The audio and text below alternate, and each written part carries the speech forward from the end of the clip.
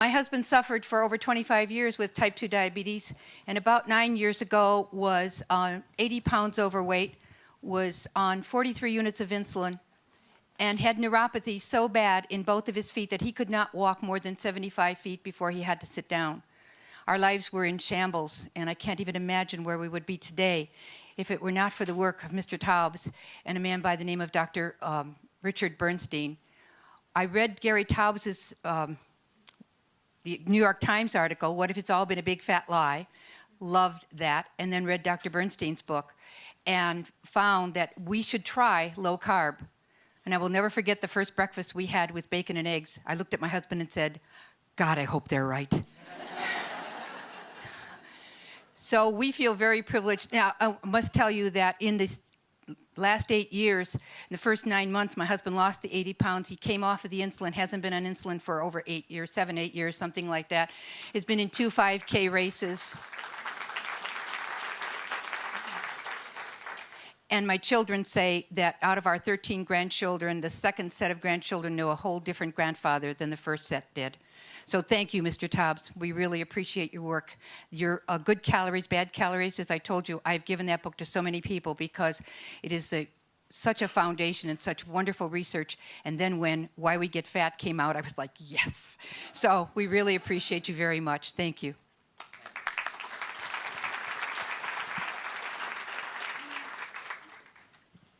So it's hard to follow that presentation, but I wanted to tell you just for a second about what Gary has done in his career and the impact that he might be able to make for you, for your family, and eventually, I think, from his stance on health and nutrition, perhaps for the world. So as the director of the Center for Personalized Healthcare, it is my pleasure to welcome Gary Taubes, who is an esteemed writer, is a scientist, and is somebody who critically can evaluate information. My first contact with Gary was an interview. He called me, I believe, to interview about personalized medicine. He asked me one question. 2 hours later, he said, I have to go. My kids are busy. And I said, well, I just have one more question to ask you about nutrition. So in fact, I interviewed him that day, and that led to his very generous acceptance of our offer to come here and speak to you today. Our goal at the Center for Personalized Healthcare is to improve people's lives through personalized medicine. We have strong support and leadership from all the way from Dr. Gordon Gee to Dr. Steve Gabby. Steve, please stand up and be recognized, who's the CEO of our medical center. To Mr. Larry Llewellyn. I don't know if Larry is here or not, but Larry moved from the university campus as the head of human resources to help us with our program and wellness and care coordination, particularly around your plan for health. And our goal is to understand the interaction between the behavioral, environmental, and genetic basis of health and disease. And certainly there can't be anything more important than what we eat.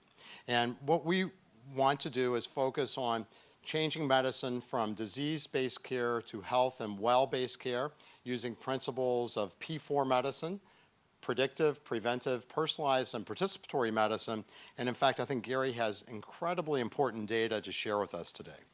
So Gary Taubes has studied applied physics at Harvard, and certainly this is a bit of a cry from physics, but I think the scientific acumen and critical thinking has been well served, and then also studied aerospace engineering at Stanford University, two of the most outstanding universities, besides Ohio State, of course, in our country. After receiving a master's degree in journalism at Columbia University, Gary joined Discover magazine as a staff reporter in 1982. Gary has won the Science and Society Journalism Award of the National Association of Science Writers 3 times and has been awarded an MIT Knight Science Journalism Fellowship in the past. He is a Robert Wood Johnson Foundation Independent Investigator in Health Policy. Gary's books have dealt with scientific controversies, and knowing him somewhat, I don't see him as a guy that backs away from a controversy. He has authored Nobel Dreams in 1987, Bad Science, The Short Life and Weird Times of Cold Fusion in 1993, and Good Calories, Bad Calories in 2007, and now recently his book, Why We Get Fat and What to Do About It, released this year. Gary has the cover of the New York Times Magazine, I understand, coming up Sunday, an article about the role perhaps of sugars in causing human disease like cancer, and is a person who is, again, a critical thinker and someone who came into this field without a preconceived idea and has accumulated and reviewed the scientific literature and presents a very compelling argument about perhaps how we should eat and what might be able to help us healthy and happy. So I don't want to keep talking to keep you from hearing from our guest lecturer. Please join me in welcoming Mr. Gary Taubes to the podium.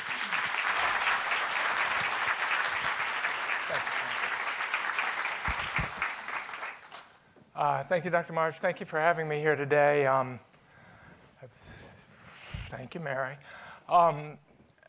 Just a little bit of background. I was, I have a science background, and I was kind of a hardcore investigative science reporter. And for the first 10 years of my career, I studied controversial science, basically scientists who screwed up in physics and nuclear engineering and molecular biology. And in the early 1990s, some of my friends in the physics community, I just finished this book on cold fusion. And they said, if you think the science in cold fusion is bad, you should look at some of this stuff in public health. And, excuse me, I moved into public health and have been there ever since. In 2002, I wrote this sort of infamous cover story for the New York Times Magazine. That doesn't sound very healthy.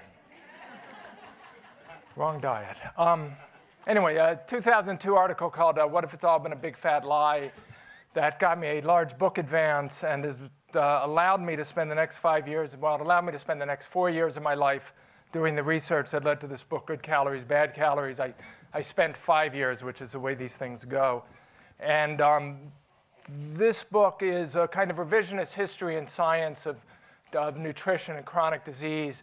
And I wrote it, tried to make it appear to be for the lay public, but it was basically written for the authorities and medical researchers to show that if you actually have the time to read all the literature going back to the 19th century, you might learn things that people have forgotten and have since passed over and might be best to remember. And my miscalculation was that the people don't have time to read a 500-page book that suggested everything they thought they knew was wrong.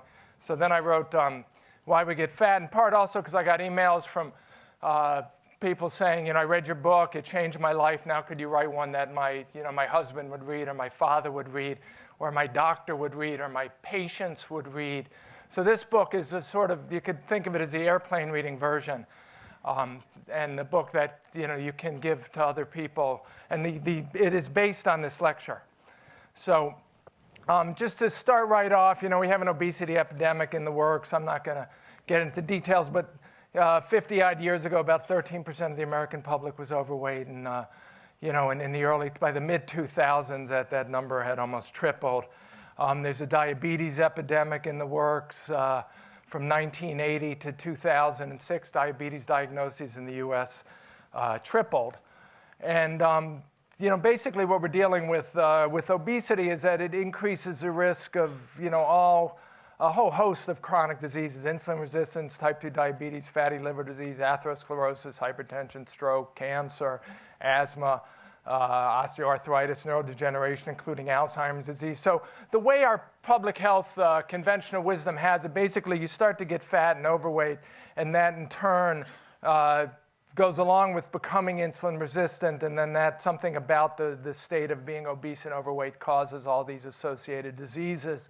And what I'm going to suggest also is that there's another causality involved, which is whatever makes us fat also makes us sick. So what I'm going to talk about today is what makes us fat, because that's the simplest thing to discuss. But from extension to that, you can also argue that whatever that is that's triggering this excess accumulation of fat on our bodies, that's also what causes heart disease, diabetes, some cancers. So here's our question: why do we get fat? And here's the obvious answer. The NIH tells us obesity occurs when a person consumes more calories from food than he or she burns. The Surgeon General says overweight's the result of caloric imbalance. This is it. The conventional wisdom, energy in is greater than energy out. We all hear that. Sometimes it gets shortened to calories in, calories out. Another way to phrase it is we overeat. The biblical terms too, gluttony and sloth. How many people in this room buy this? Just that this, okay, just want to know, okay, good. Because I'm going to try and convince you not only that it's wrong, but that it's nonsensical. Literally nonsense, does not make sense. So while I do it, I will probably come off a little bit glib on occasions. I've been accused of being an intellectual bully on more than once. I apologize for all that in advance, but I'm literally going to try and convince you that your fundamental beliefs about why we get fat are wrong, as mine were up until 5 years ago. Okay, so here's our theory, basically, in general. By the way, the beginning of this slideshow was actually redone for me by a Swedish doctor who said that my slides were boring. So it starts off amusing and funny, and then it kind of digresses back into my... But we have to explain. One of the things we do in science, the fundamental aspect, what science is explaining the observations. Okay, so we have these observations. Not only do we individually get fatter, but we have an obesity epidemic and a diabetes epidemic, and we want to be able to explain that as well. So our calories in, calories out overeating hypothesis, how does that explain why we've been getting fatter for the past 30, 40 years? And the explanation basically is Marion Nestle, an NYU nutritionist, author of Food Politics. She said it's improved prosperity, basically, and this is how she described it. The food and entertainment industries turn people with expendable income into consumers of aggressively marketed foods that are high in energy but low in nutritional value, and of cars, television sets, and computers that promise sedentary behavior. Gaining weight is good for business. And another way this is wrapped up is in the concept of the toxic environment, which was a term coined by the Yale psychologist Kelly Brownell.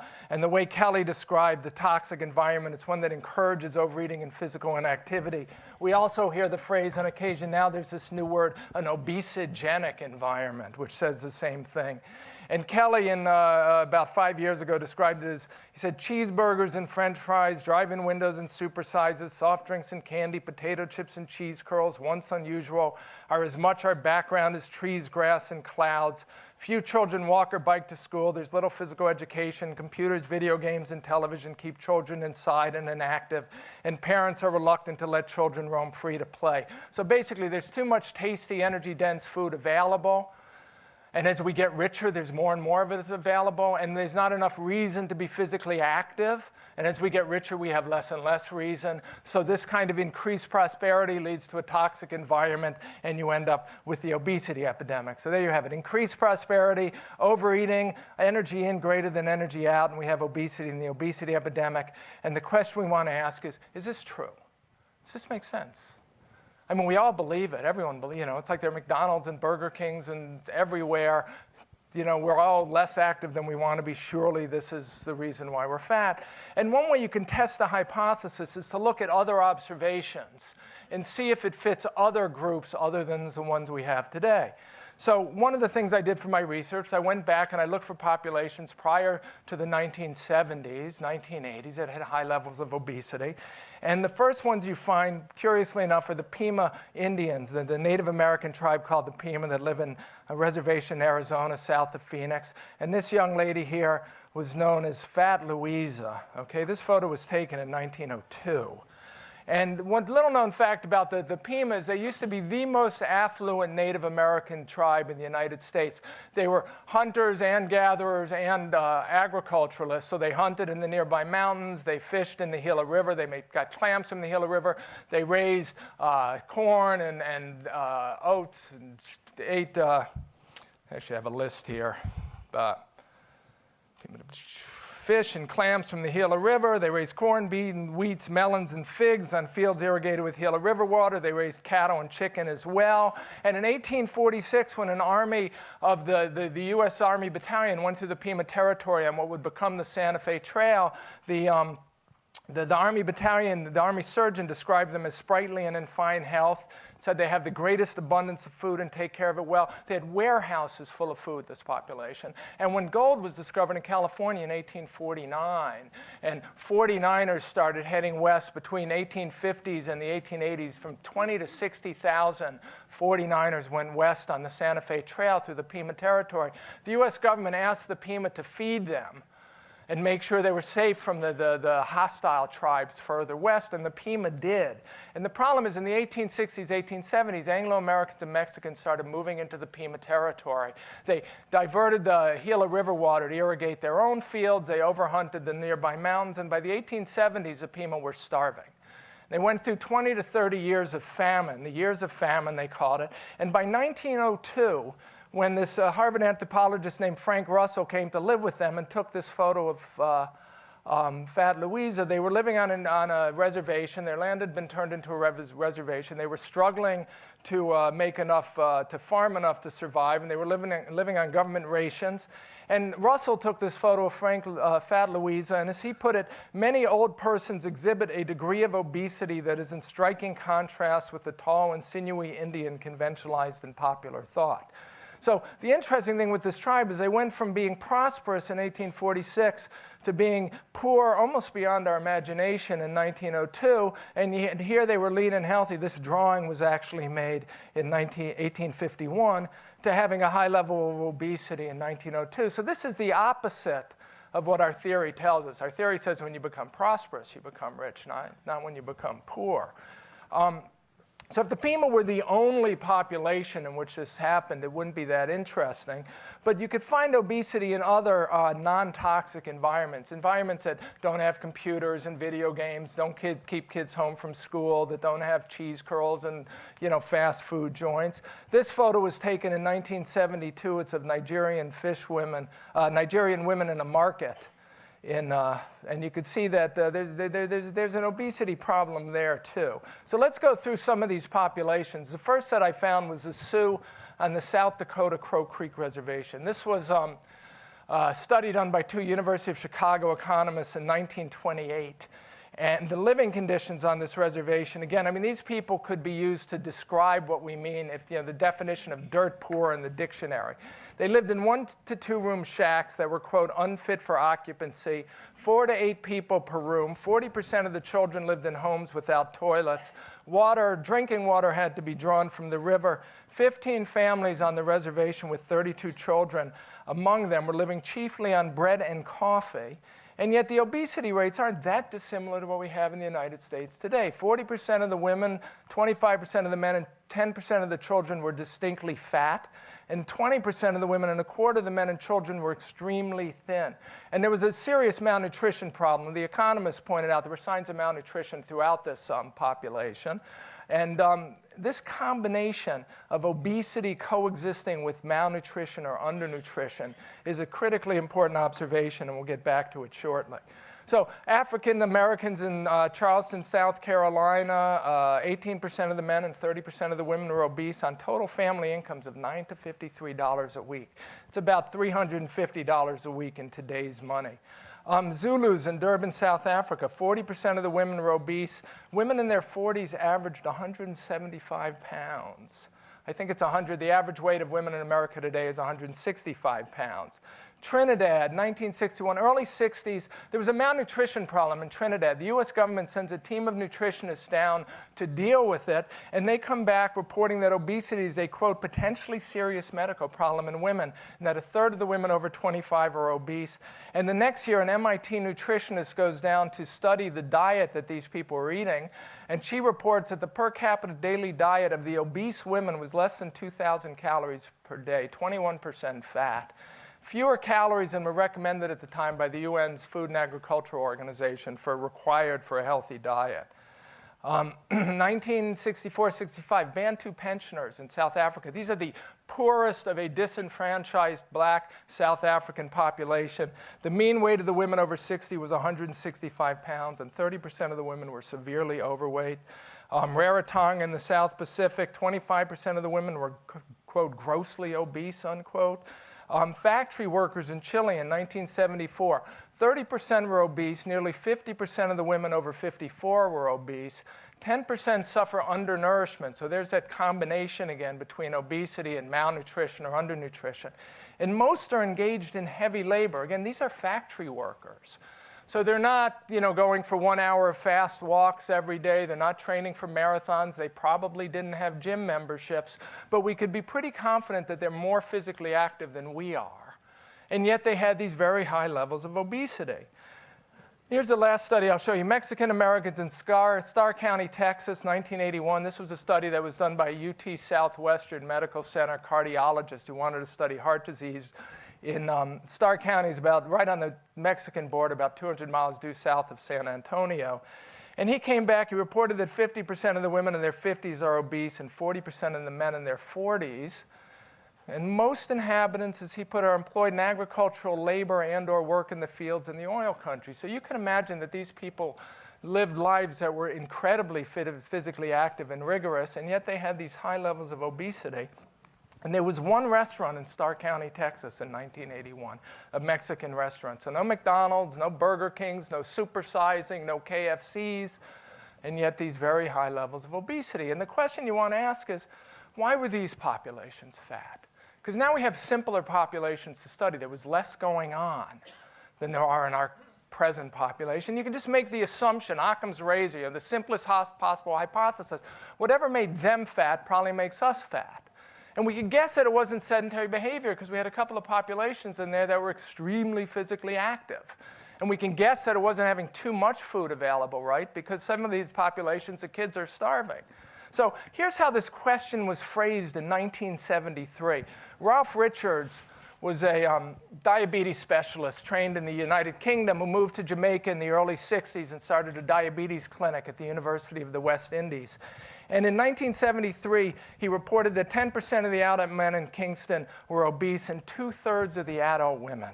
And this is what he said. He said, it's difficult to explain the high frequency of obesity seen in a relatively impecunious society such as exists in the West Indies when compared to the standard of living enjoyed in the more developed countries. Impecunious, of course, means poor. So he's basically saying the same thing. I think that rich people should be fat. So how do I explain the fact that these very poor people are so fat? Malnutrition and subnutrition are common disorders in the first 2 years of life in these areas and account for almost 25% of all admissions to pediatric wards in Jamaica. Subnutrition, meaning the children aren't getting enough food, continues in early childhood to the early teens. Obesity begins to manifest itself in the female population from the 25th year of life and reaches enormous proportions from 30 onwards. That's a discussion of this problem without any preconceptions, without a paradigm or a belief system influencing how this person was thinking about it. Now I'm going to give you the same question and the same same question asked 30 years later with our calories in, calories out belief system attached to it, okay? This is from Benjamin Caballero, who's the director of the Center for Human Nutrition at Johns Hopkins, an article in the New England Journal called A Nutrition Paradox, Underweight and Obesity in Developing Countries. And he says a few years ago, he was visiting a primary care clinic in the slums of Sao Paulo, Brazil.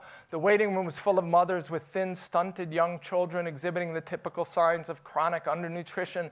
Their appearance sadly would surprise few who visit poor urban areas in the developing world. What might come as a surprise is that many of the mothers holding those undernourished infants were themselves overweight. The coexistence of underweight and overweight poses a challenge to public health programs, since the aims of programs to reduce undernutrition, right, make more food available, are obviously in conflict with those for obesity prevention, make less food available. And I put poses a challenge to public health programs in bold italics because the coexistence of underweight and overweight doesn't pose a challenge to your public health programs. It poses a challenge to your paradigm, okay? If you believe that the mothers in these populations got fat because they took in more calories than they expended, because they ate, in effect, superfluous calories they didn't need to create their excess fat mass, and you believe that they are willing to eat excess calories that they could give to their children, their starving children, to keep them alive. Okay? In effect, you think that the mothers in these populations are going to go outside at night and sneak a Snickers bar that they could give to their kids who are starving and undernourished.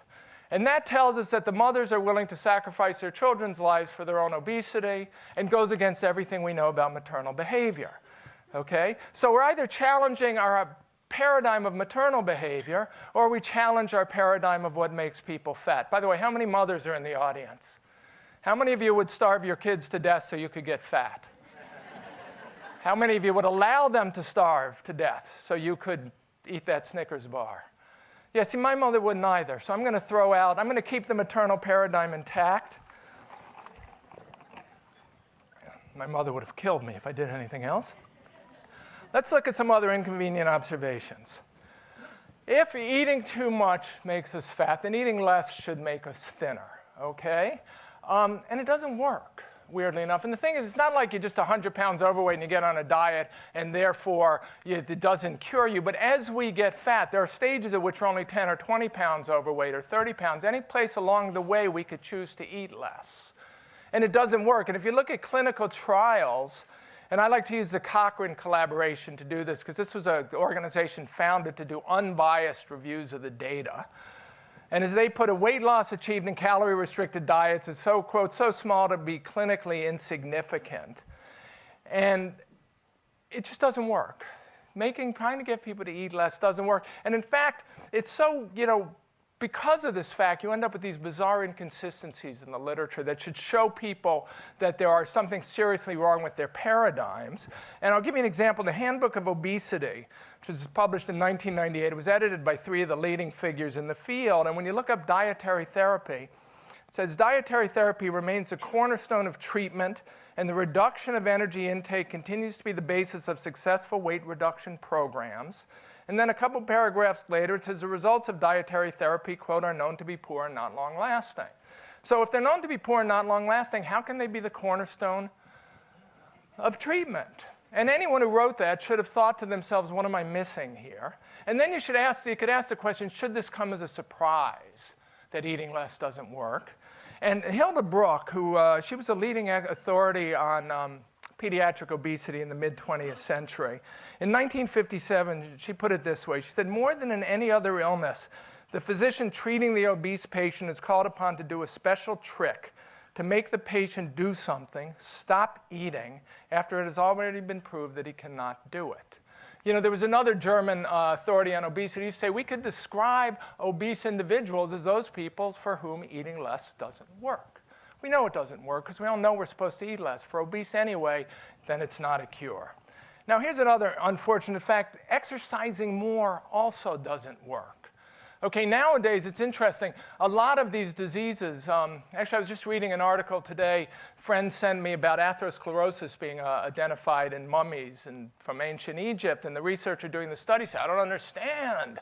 They're eating low-fat diets. They're exercising. And they still got atherosclerosis. They weren't sedentary. We now believe all those diseases associated with obesity are caused by sedentary behavior because we think that obesity is caused by sedentary behavior. But if it is, then exercising more should help cure it, and it doesn't. And I could quote meta-analyses, but I find this more persuasive. In 2007, the American Heart Association, the American College of Sports Medicine, co-authored physical activity guidelines. And what's interesting, these are people who believe that physical activity is an inherent part of a healthy lifestyle, as do I. And so they would tend to argue, spin the evidence to make it more likely that you should be physically active. But this is what they said about exercise and weight. They said it's reasonable to assume that persons with relatively high daily energy expenditures would be less likely to gain weight over time compared with those who have low energy expenditures. Another way to phrase that is it's reasonable to assume that if you're a couch potato now, you'll be less likely to gain weight over time than if you become a marathon runner. No, if you become a marathon runner, you'll be less likely to gain weight than if you're a couch potato.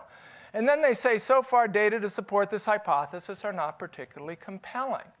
And the key thing is this hypothesis is at least 130 years old. You could say it's 150 years old. It certainly dates as soon as metabolism researchers in Germany showed in the late 19th century that the laws of thermodynamics hold for animate objects just like they do for inanimate. Somebody came along and said, well, if that's the case, people should exercise more and they'll lose weight. if a hypothesis is 100 years old or 150 years old, and the best you could say about it is that the data to support it are not particularly compelling, a very strong possibility is that your hypothesis is wrong. Okay, it doesn't mean it is, but it's quite likely that it is. And maybe the energy you expend actually has no effect whatsoever on how much weight you burn off, how much fat you gain or lose. Now, here's another problem. Practicing energy balance is impossible.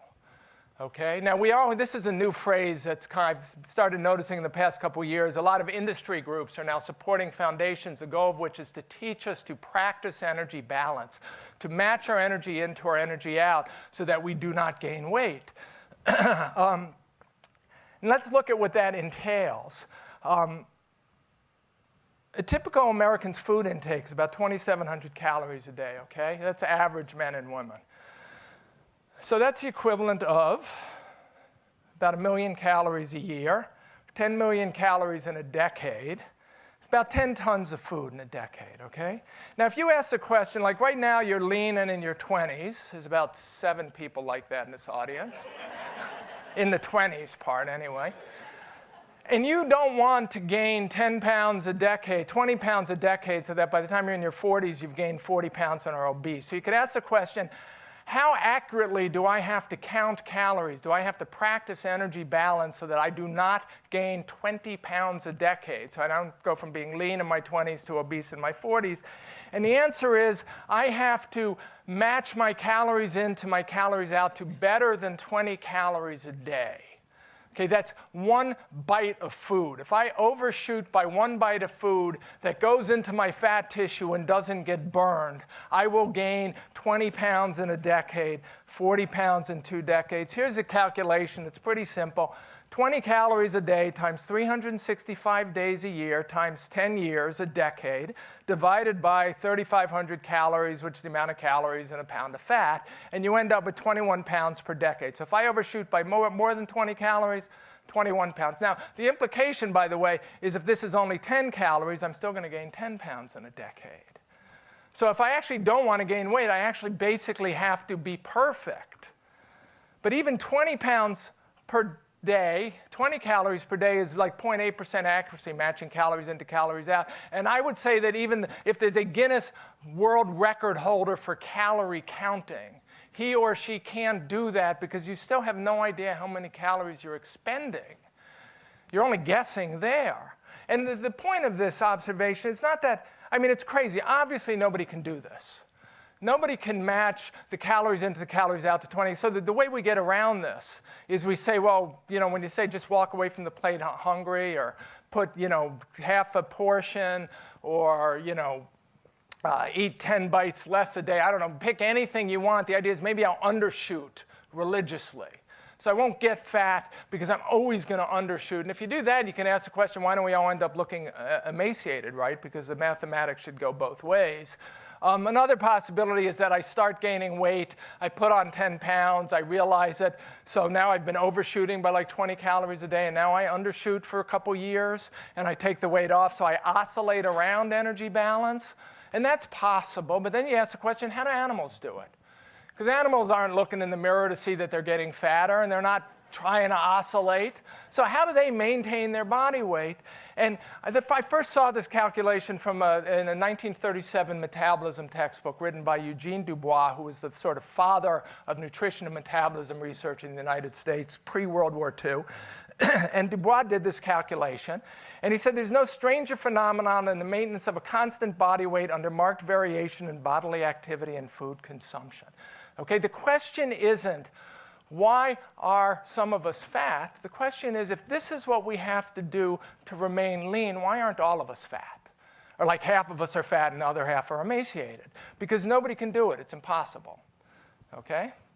Now, here's another inconvenient observation. By the way, this is unsweetened iced tea, just in case anyone was curious. And now I'm going to show some photos from pre-World War II European nutrition and metabolism textbooks, obesity textbooks. I'm going to apologize. I'm showing photos of human beings. You do not see photos of human beings in modern obesity textbooks. Okay, you occasionally see photos of fat rats. But prior to World War II, the European researchers actually thought you could learn a lot about obesity and leanness and excessive leanness by looking at how people got fat, not just whether or not they are fat. And what I'm doing, most of what I'm doing now is going to be channeling the way pre-World War II researchers thought about this in Europe, because they had a different hypothesis that wasn't about calories in, calories out. So here's a lean pair of identical twins, and here's an obese pair of identical twins. And the point is, our calories in, calories out hypothesis might explain why this pair is fatter than this pair. These pair ate too much, sedentary. And this pair balanced calories in, calories out to like 3 calories a day on average. Perfectly. Great job, ladies. But what it doesn't say is why this pair has the exact same body and this pair had the exact same body. So when you ask the question, what are the genes?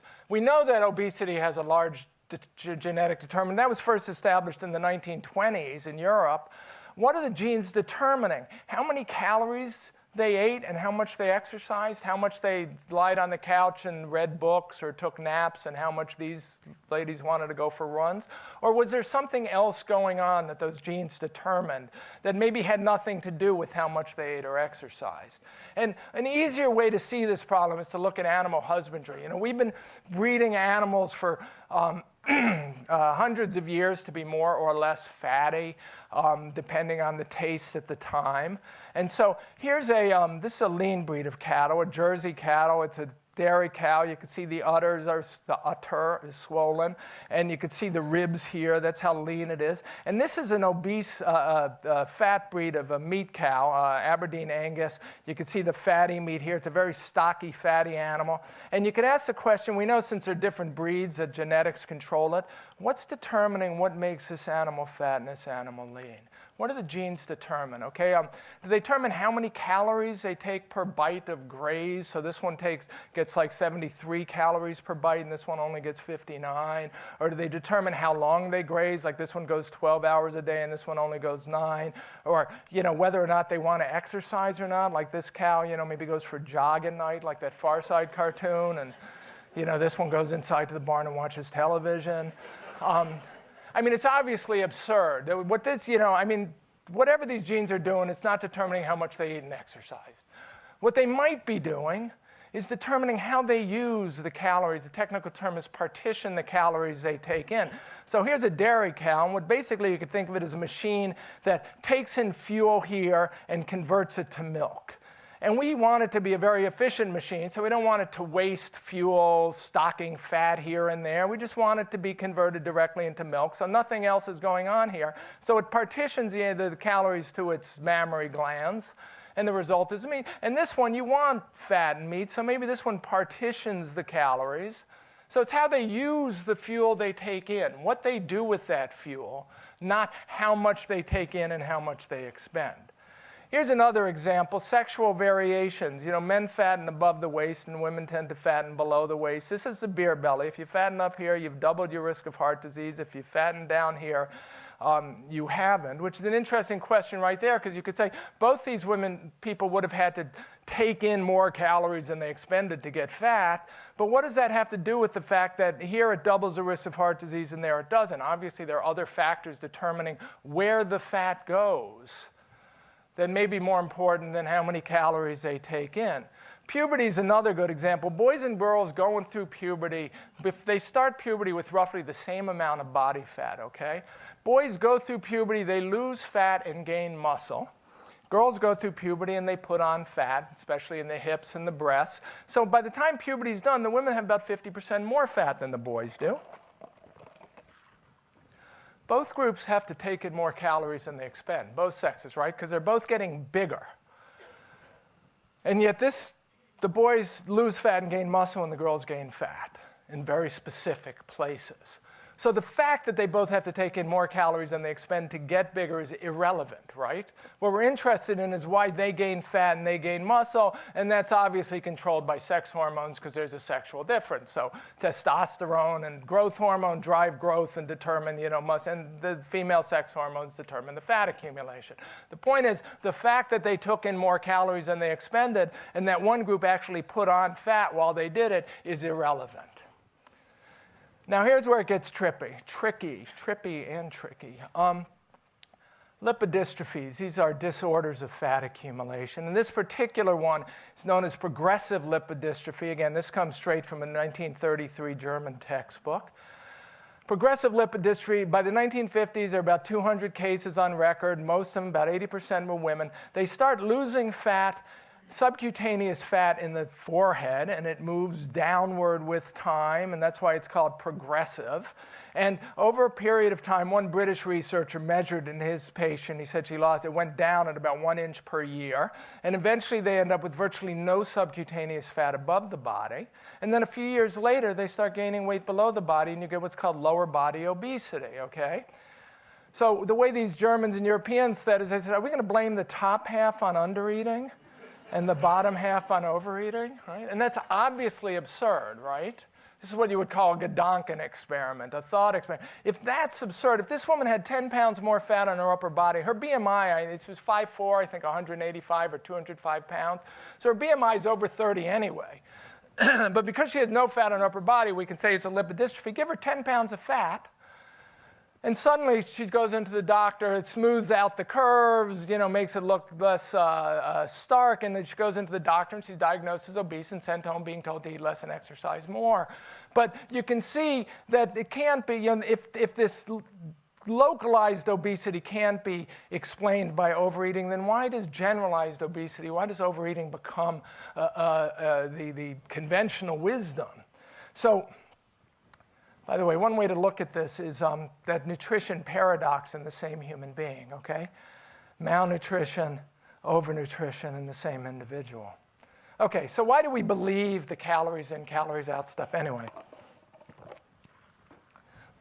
We all do. I mean, I did up until 5 years ago, 7 years ago. A little physics, okay? This is a physics problem. We believe it because of the laws of thermodynamics. In fact, anyone who argues that it's not about calories eventually gets accused of not believing in the laws of thermodynamics. About 3 years ago, after Good Calories, Bad Calories came out, I was on the Larry King show, and Jillian Michaels, a trainer from The Biggest Loser, came on the air from California and gave me a lecture on laws of thermodynamics on national television. I do have a physics degree from Harvard. I was not a good student. I was like a B- student, which is the lowest grade they'll give, because lower than that, the grad students can lose their scholarships. So. But still, it was a high point in my life. I mean, I was speechless. I literally didn't know what to say. I was like, how do I respond to this? Let me explain thermodynamics to you and to Jillian if she's listening. Here's it. First law of thermodynamics, energy conservation. The change in mass or energy of a system is equal to energy that goes into the system minus the energy that comes out of a system. And basically, by energy conservation means you cannot, you've heard this, you cannot create or destroy energy. Okay, so energy just moves around in different forms. And the reason we believe it says something about obesity is because people say delta E, like the energy in the system could be the fat mass. And if that energy goes up, then the energy into the system has to be greater than the energy out of the system. If the fat mass gets smaller, then more energy has to be expended than goes in, because we can't just make energy vanish. And the idea is if you increase E in, so if somebody starts eating more and they keep E out the same, energy out doesn't change, so E in minus E out gets bigger, then delta E gets bigger. The person has to get fatter. So if you take in more calories than you expend, for the most part, you have to get fatter. And if you expend more than you take in, you have to get thinner. And so we believe that this means that obesity is caused by taking in more energy than we expend. Makes perfect sense, except there's no arrow of causality here. There's no causality whatsoever in the sentence. By that I mean, all this law says is if someone gets fatter, they have to take in more calories than they expend. And if someone gets leaner, they have to expend more. It says nothing about why that person gets fatter or why they take in more calories than they expend. There's zero causal information in that. So we take a law of physics that has to be true. The laws of thermodynamics are always true. But all they do is tell us this is how the universe works. And then we say that it somehow has something to say about a chronic human disease. And we could have picked any law of physics, you know, Heisenberg's uncertainty principle, the laws of relativity. They all have to be true. They all say nothing about the cause of the disease. And let me give you the good example for this. Let's say somebody wants to know, somebody's outside and they want to know, why is this auditorium so crowded? Like when you're asking why someone got fat, you're saying, why do they have so much energy stored in their fat tissue? And if you're asking why this auditorium is crowded, you're asking, why is there so much energy in the form of people in this auditorium? So you ask me, why did the auditorium get crowded? And I say, well, because more people came in than left. Okay? It's absolutely true. Okay? How can you deny it? It says absolutely nothing meaningful about why you guys are in here. And then you say, okay, Gary, I get you. You're being silly. Why did it get crowded? Come on, give me the real reason. I go, look, if more people come in than leave, it has to get crowded. As though now I've clarified things. Okay, I am saying the exact same thing as you're saying when you say, or somebody is saying to you when you say you got fat because you took in more energy than you expended. It's the exact same logic. If you got fat, you had to take in more energy than you expended. Just if you came in, if the auditorium's crowded, it had to take in more people than it let out. But that tells you nothing about why. Nothing. And the answer to why is, well, maybe it's, you know, there's a bomb outside and you all ran in here, or maybe there's a compelling speaker you want to hear, or maybe there's a study hall going on. The conditions inside or outside that could determine why suddenly there's a lot of people in here, but the fact that more people came in than left tells you nothing, even though it's always true.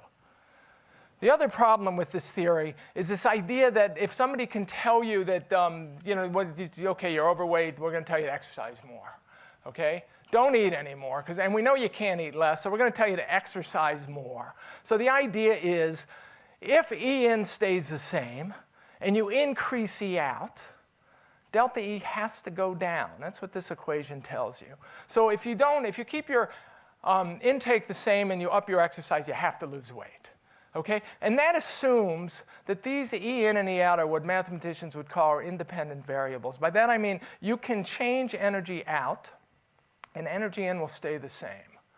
Okay? Or you could change energy in, like you could eat less and continue to expend just as much energy as you always did. It's like saying, I'm going to try and use a metaphor that Jim gave me this morning. Just before, you know, imagine like you can suddenly decide that you're only going to charge your, like let's say it takes 2 hours to charge the battery of your computer. And you're going to charge it for 1 hour, so you're going to take in less energy, and you assume you could run it just as long as you ever did by only charging it half as long. It's similar logic. So the problem with this, it's easier to explain with the energy out thing. Let's say we're going to increase expenditure, and you're not going to change E in, okay? Remember the concept of working up an appetite? How many of you remember that concept? Okay? Used to be that when you were told to exercise, or you did exercise, you worked up an appetite, okay? You go for a hike, you play 2 sets of tennis, 18 holes of golf. For those of you still in your 20s and lean, you know, play with your boyfriend or girlfriend all night long. You work up an appetite. That's what you did. You expend energy, and then your body wants to replete the energy, so you get hungry. That's how your body should work. Okay? E out determines E in. The more energy you expend, the more energy you want to take in. And the less energy you take in, the less energy you're going to want to expend. It was shown as early as 1917 that when people are semi-starved in experiments, their metabolism slows down and their body temperature gets lower. They expend less energy because they're taking in less energy. And in 2007, the way Jeff is Dean of Harvard Medical School, Terry Meritos Flyer is his wife and research colleague. They both study obesity. In a 2007 article in Scientific American, they said an animal whose food is suddenly restricted, so you got a lower E in here. You can't just tell an animal to eat less because it'll ignore you. tends to reduce its energy expenditure, E out comes down, both by being less active and by slowing energy use in cells. Its metabolism actually slows down, thereby limiting weight loss. And then, of course, it also experiences increased hunger.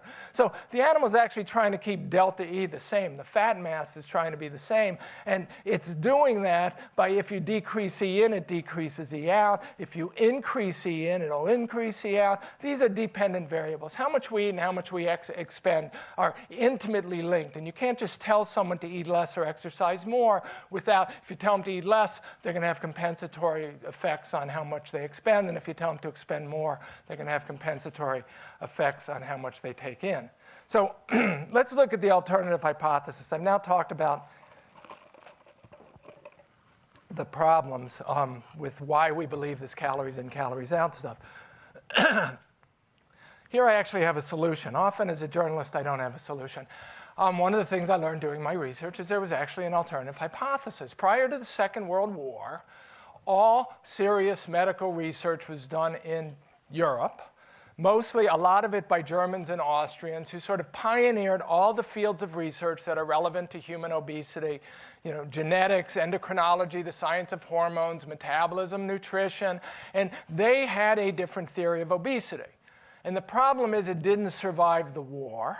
And after the war, nobody cared what the Germans and Austrians had to say about anything, except in physics, because we had to build atomic bombs and hydrogen bombs, and we had a Cold War to fight. So the physics community embraced these European scientists, and the leading physicists in the 1950s, 60s, 70s, and into the 80s were all these European emigres, because they knew how to do real science. But in medicine and public health, we did not embrace them, and to a large extent, we even shunned them. And you could actually see this in the textbooks. The last textbook published in America, actually the first and last textbook published in America in the first half of the 20th century was called Obesity and Leanness. It was written by a Northwestern University endocrinologist, a Hungarian emigre who had come over in the 1920s. And talking about the chapters on obesity had some 520-odd references, of which 200 were in German, in either the German or Austrian medical literature. And the next textbook, first textbook written after the war in 1947 by two Mayo Clinic doctors, had 500 references, of which 12 were in German, from the German or Austrian literature. We simply didn't care. And it would be the equivalent in physics of saying, oh, we didn't care what the Heisenberg guy had to say, or that Einstein guy, or that Bohr guy, or any of those. They were Europeans, and they spoke with accents, and we're not interested, because they also caused this horrible calamity. And with that, a whole world of research was forgotten. So this is how they thought about obesity. They started from first principles. They said obesity is a disorder of excess fat accumulation, okay? So today what you see is obesity is sort of energy balance. It's a classic line. I bet if I asked, some people have probably written that in this audience. But they said obesity is sort of excess fat accumulation. Simplest possible hypothesis. You could say having too much fat is a disorder of having too much fat. But as soon as you do that, you get attention away from how much the person's eating and how much they're exercising and looking at what regulates their fat tissue, okay? And then overeating and inactivity were assumed to be compensatory effects, or not causes. And by that I mean anything that increases the accumulation of fat in your fat tissue will cause either energy out to go down or energy in to go up because of this laws of thermodynamics. If you increase delta E, if we have a drug that I give you that makes you fatter, your body, you will compensate by either getting hungrier or getting sedentary, or both. So overeating and inactivity are compensatory effects. And one way to put it is we don't get fat because we overeat. We overeat because our fat tissue is accumulating excess fat. The causality is fundamentally flipped. So what we're interested in is what's happening at the fat tissue, because whatever happens there will determine how hungry you are and how much energy you have to go through your life. So here's an analogy that the Europeans used, although the photos are some particularly cute kid who now lives in Berkeley, California. A growing child, okay? Here's this young child when he was 1 year old. He weighed 20 pounds. Have you ever seen anybody so cute? Here's the same photo 3 years later. He weighs 45 pounds, okay? He's gained 25 pounds in 3 years, right? Took in more calories than he expended. He overate. He was in positive energy balance, but he didn't grow because he was in positive energy balance. He was in positive energy balance because he was growing. And the reason he was growing is because he was secreting growth hormone. And if we gave him more growth hormone to stimulate that growth, that would increase the positive energy balance, and he'd grow faster, and he'd be hungrier, and, but it wouldn't still, the positive energy balance isn't why he's growing. He's growing, and that's causing the positive energy. His body needs fuel both to do all the building of new tissues to supply the energy for that, as well as to supply the resources necessary to build new bone, new fat, new connective tissue, new organ tissue, and that's why he's in positive energy balance. Here's a more gruesome analogy, cancer. Okay, here's a tumor. You can see it growing. Okay, this tumor is in positive energy balance. It's taking in more calories than it expends. We know that because it's getting bigger. But it's not getting bigger because it's taking in more calories than it expends. It's getting bigger because there are various hormones and signaling molecules that are triggering it to grow and sending signals to it to grow. And as it grows, it takes in more calories. Okay? Both the tumor and the child can be starved, and their growth can be stunted. Just like you can starve an obese person and reduce the size of their fat mass, but that doesn't mean that the growth was caused by taking in more calories than they expend. It just means that if we starve the child, the tumor, the fat person, we could affect the course of that growth temporarily.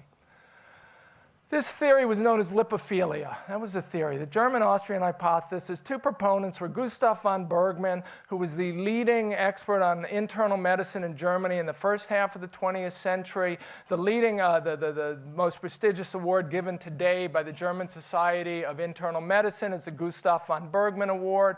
And then Julius Bauer, an Austrian, a professor of genetics and endocrinology at the University of Vienna. Bauer is still remembered today. If you happen to know any Austrian biologists, ask them if they remember Julius Bauer, and they'll say sure. And the point is, these people were not quacks. They were highly respected physicians and researchers. And the theory was more or less fully accepted in Europe by 1940. Okay, and by the theory, the way they thought about it is they said, look, they went through all these things I showed you about sexual dimorphisms and obese weight gain and animals. Then obviously fat tissue is regulated in the human body, and we know that, and it's regulated by hormones and enzymes and central nervous system.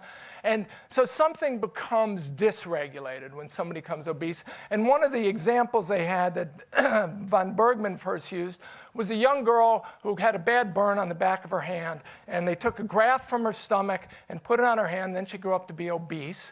She had this huge puff of skin, puff of fat on the back of her hand.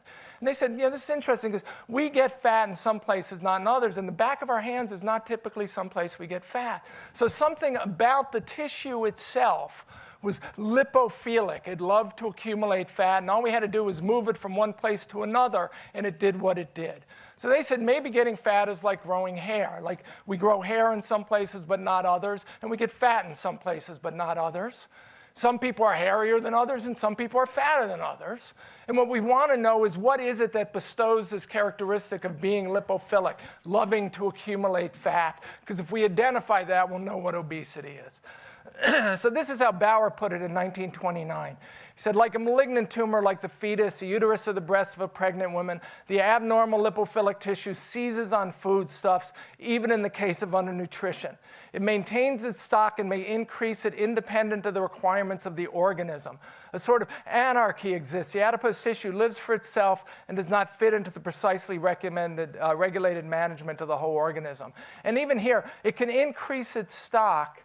Even in the case of undernutrition, we're beginning to think of obesity in a way where we could explain, obese mothers and starving children. Because maybe the fact that their kids are undernourished doesn't have any effect on whether or not they can get fatter. And you can look at animal models of obesity. I'm not going to go through this, but one of the things I did for my book is I basically tracked down every animal model of obesity I could find. And there are, now there are hundreds of them, but you could remove the ovaries from a rat. You can make genetic defects. Hibernators get, hugely fat every fall, although they technically don't get obese. You could lesion the ventromedial hypothalamus of an animal. And you can ask yourself, when I do this, do I make the animal just eat more and exercise less? Or do I change the regulation of the fat tissue? Do I somehow make its fat tissue lipophilic?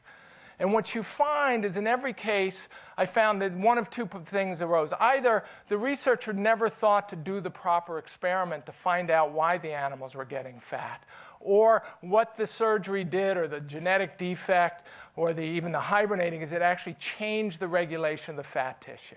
And by that I mean you could even starve these animals. You could semi-starve them. You could calorie restrict them from birth. Okay, there are a particular strain of genetic mice. These studies were done in the 1980s where when they're born, the researcher took some of them and put them on calorie-restricted diets actually from the moment they get weaned from the mother at about 3 weeks. And the animals actually got fatter if they were calorie-restricted from childhood than they did if they were allowed to eat as much as they wanted to. And when they got fatter, they didn't weigh more than the animals that ate more, but they had more fat mass, and their brains and organs were smaller. And they, in effect, cannibalized their organs to accumulate fat in their fat tissue. And you could starve some of these animals to death, and they will die with their fat tissue intact. So they'll eat their muscles and their heart, in effect, before they eat their fat tissue. Whatever you're doing, you're changing the regulation of the fat tissue.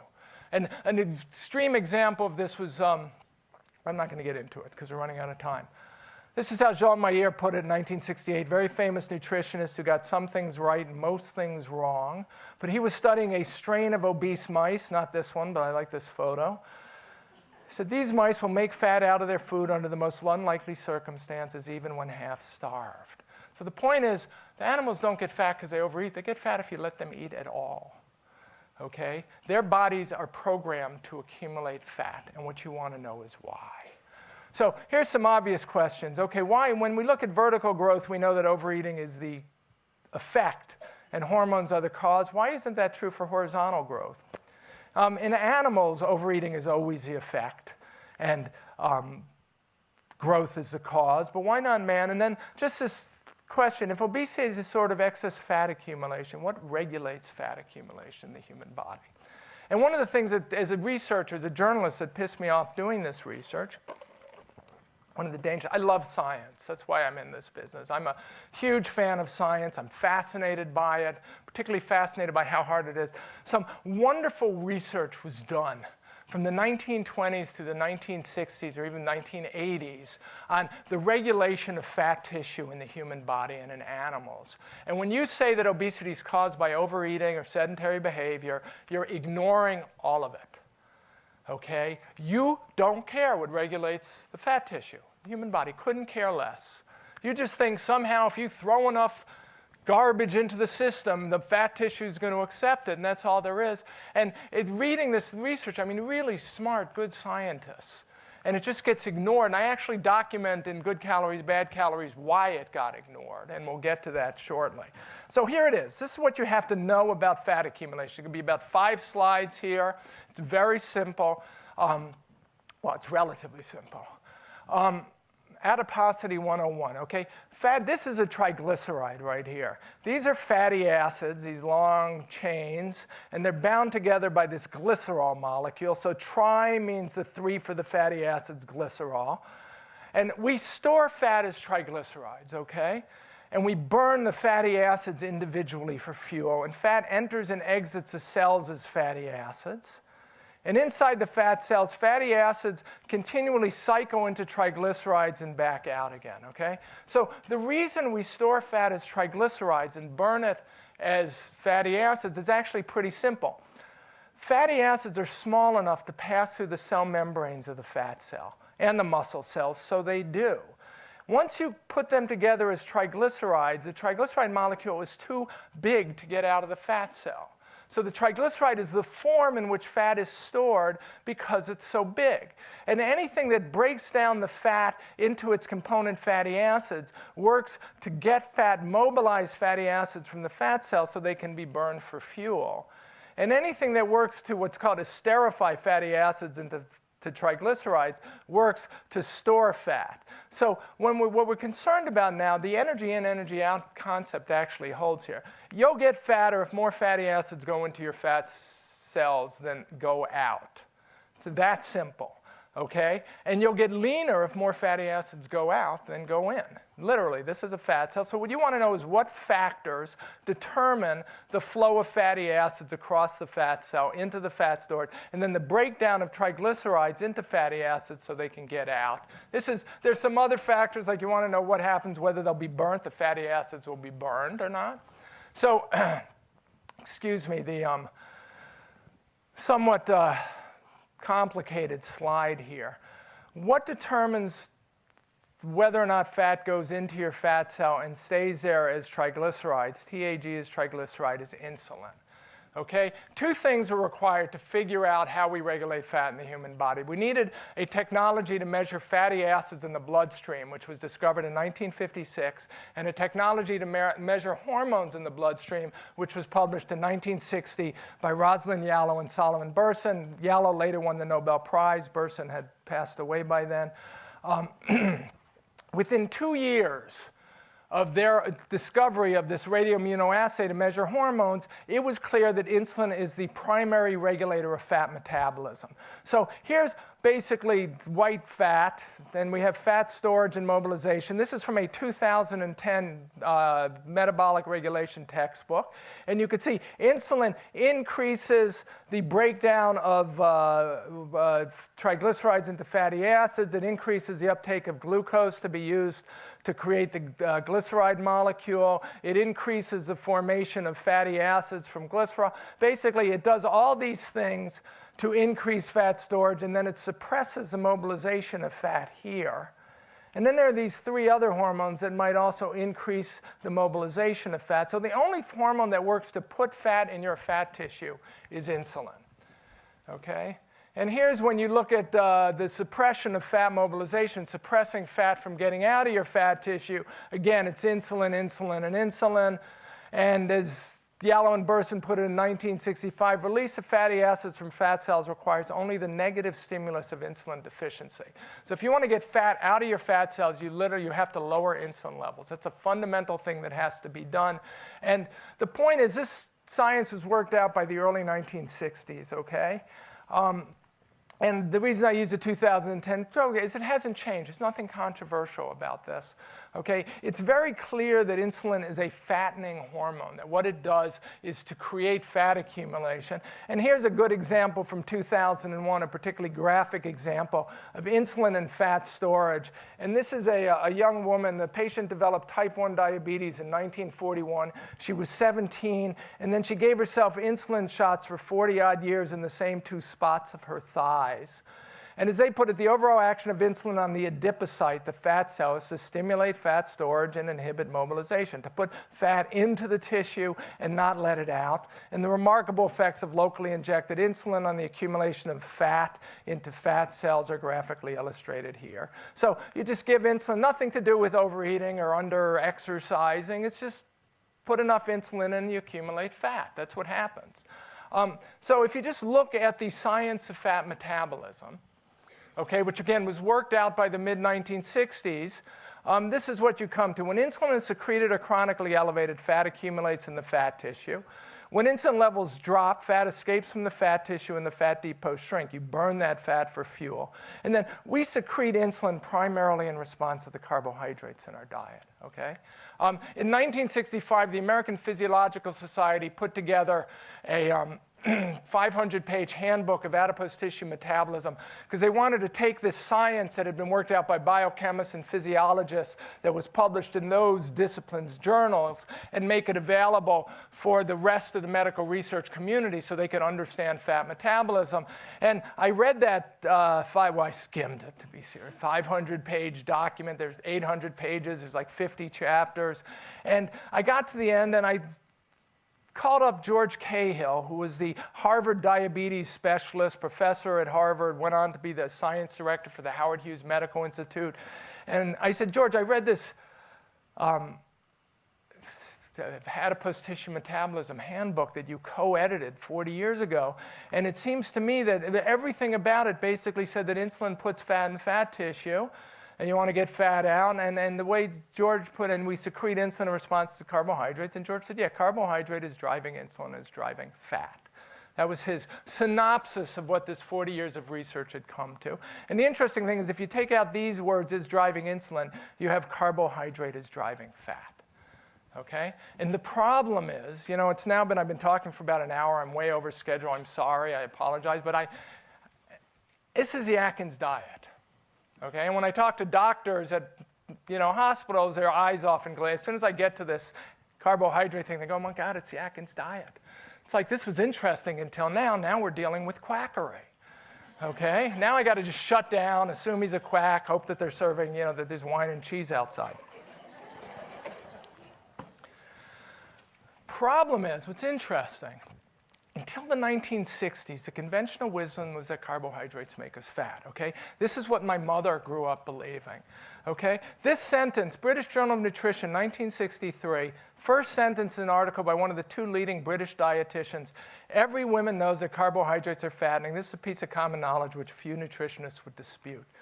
Okay, this, Dr. Spock's Baby and Child Care, was first published in 1946, had the same sentence for 50, 60 years, and had 50 million versions, 6 editions, 50 million books. The amount of plain starchy foods taken is what determines, in the case of most people, how much weight they gain or lose. Okay? If you went into a hospital in the 1940s, 1950s, and they wanted to treat you for obesity, and this was true at Cornell Medical School, Harvard Medical, Stanford Medical School, they would give you a diet almost identical to this. This one's from the Practice of Endocrinology. Raymond Greene was the foremost British endocrinologist in the 20th century, the brother of Graham Greene. And the diet was like this: foods to be avoided, bread and everything else made with flour, cereals, including breakfast cereals, potatoes, white root vegetables, foods containing sugar, all sweets.